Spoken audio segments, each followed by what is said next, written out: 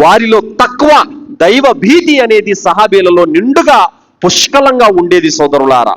ఒక్క నమాజు మిస్ అయిందంటే కూడా వాళ్ళు తమ జీవితంలో సర్వం కోల్పోయినట్లుగా బాధపడేవారు, ఏడ్చి ఏడ్చి తౌబా చేసుకునేవారు.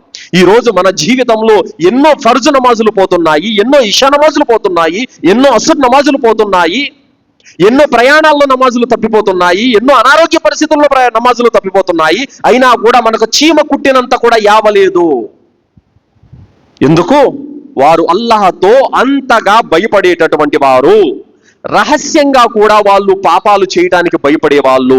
కానీ ఈరోజు మన పరిస్థితి ఎలా ఉందంటే, నలుగురిలో ఉన్నప్పుడు ఉత్తమంగా ఉంటున్నాము, రహస్యంగా పోయినప్పుడు, ఒంటరిగా ఉన్నప్పుడు ఏం చేసినా అడిగేవాడు లేడన్నటువంటి ధీమాతో తమ ఇష్టానుసారం అనేది ఈ రోజు తన యొక్క ప్రవర్తన ఉంది.